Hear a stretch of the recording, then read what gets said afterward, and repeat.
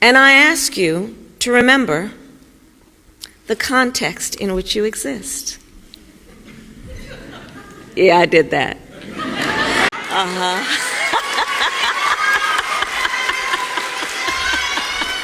Ugh. Go away. Go now! Does she realize the context in which she exists? She got trampled. Yeah, she did that. I think she's been seriously bourboned by what has been. You know that all her staffers that never got paid aren't around anymore. How do we know that? This. The cackle returns. Remember, that cackle was in the witness protection program for a while, leading up to the election. And now it's over, so she can be herself again. Can you imagine if she was elected? America didn't just dodge a bullet. They dodged a bunch of them Matrix style. I think it's a BS coping tactic, but they're actually talking about bringing her back in 2028. They want to bring the joy back. Whose joy? Republicans? This has been making the rounds on Twitter. It's actress Claire Danes from the series Homeland on Stephen Colbert's show in 2018. She's describing what it's like to go to spy camp, to have in-depth conversations with CIA operatives. So we park ourselves in a club in Georgetown and talk to, like, real spooks.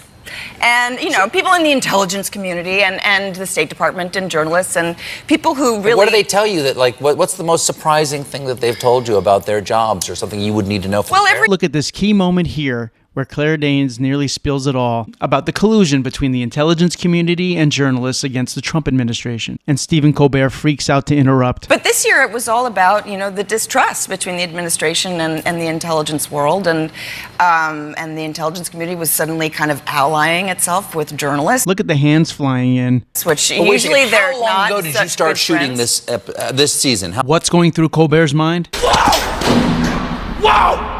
Look at the hand to the head like, oh my God. Usually they're not. No, don't talk about this. And if you listen closely, you can hear her sentence that Colbert stepped on. She just said that the intelligence community and journalists were allying with each other. And usually they're not such good friends. Which usually they're not. How long ago did you start shooting this? But they are now. You can only imagine what would have happened if Colbert didn't cut her off. Yeah, so the plan was to just keep pushing the bogus Russia story, and if that didn't work, to then cheat the 2020 election or something. And speaking of Homeland, can you believe the leadership we have in place of our Homeland Security? If there's anybody who justifiably needs to be deported from power, it would be this guy.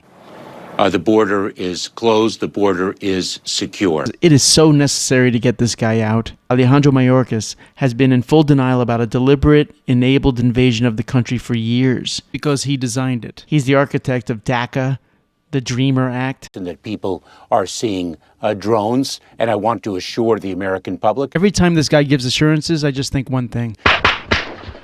Shut up. Security officer, huh? Always screening everybody. Only who screens you? Margaret, we certainly have received reports of children being trafficked. That is outside the responsibility of the Department of Homeland Security. Shut up. If this guy was around for Pearl Harbor, it would take a year to figure out that we were attacked. He'd be telling you that the day of infamy never happened. Although he's fully aware that there are some reports of aerial activity, but none of it happens to be his responsibility. Not to worry though, the area is secure. And then the following year we'd be speaking German. And now that we're reaching the end of the year, I need to ask your help. And I can imagine your reaction. Shut up. Nevertheless, I have to ask you to like, comment, and subscribe. Plus, I just started a Patreon page. Just go to patreon.com/jokesandApoint. Do it. Do it. I wish you a phenomenal year, and thank you. Happy holidays. Hi. Happy Christmas. Happy Christmas. Yes. Have that child removed immediately.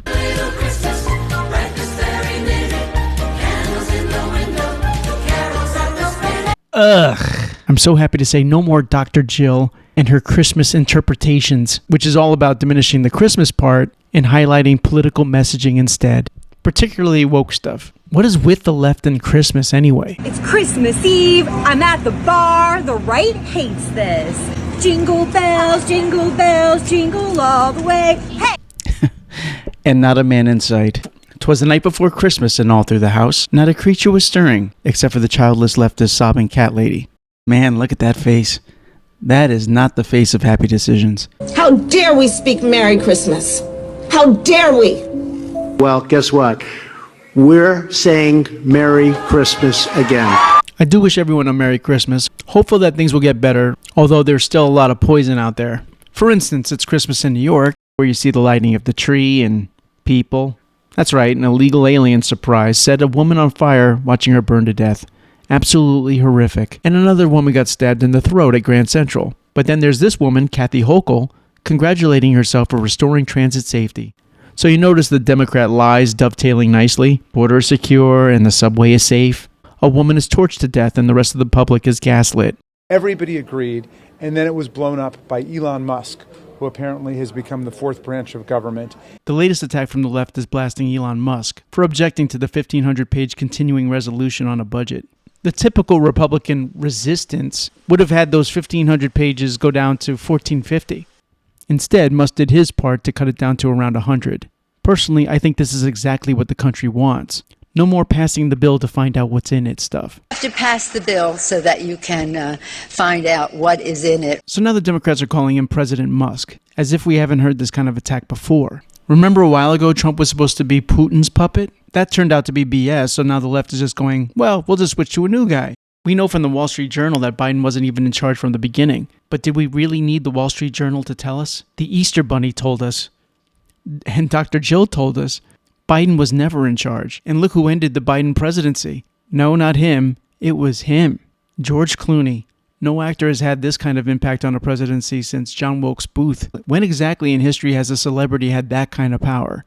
To throw a fundraiser, then publicly withdraw support, and then cause a sitting president to throw in the towel 11 days later. That's the way things are with Hollywood these days. If you want to know what's going on in the intelligence community, everyone knows that Claire Danes is the one to see. Clooney is allegedly pissed at Obama for being the fall guy of the Democrats, since he pushed Biden out with terrible results. Plus, he did the voiceover for a horrible Kamala commercial. If you want to get a sense of the sanctimony of the Clooney types, I recommend you watch his Oscar speech in 2012. We are a little bit out of touch in Hollywood every once in a while, I think. It's probably a good thing. We're the ones who talk about AIDS when it was just being whispered. And we talked about civil rights when it wasn't really popular. And we bring up subjects. We were the ones, this academy, this group of people gave Hattie McDaniel an Oscar in 1939 when blacks were still sitting in the backs of theaters. I'm proud to be a part of this academy. You think he might be a little defensive about being out of touch? You follow the logic of his speech here? If you call him out of touch, that means that you're a racist. He gave the speech in 2006, but I bet you he believes every word of it today. First of all, he and that academy had zero to do with Hattie McDaniel getting an Oscar, or fighting for civil rights, or talking about AIDS. Hollywood doing good things in the past has nothing to do with what it's doing right now. And what they're doing right now is divisive neo-Marxist woke crap, which very much included getting rid of movies like Gone with the Wind, even with the Academy Award going to Hattie McDaniel. But thanks to Clooney and his ilk, they caused a substantial backlash. So maybe in a way, them being out of touch with regular people is a good thing after all. Thanks for watching. Be sure to comment, like, subscribe. Be sure to pass around to anybody who might like my content. And I'll see you the next time.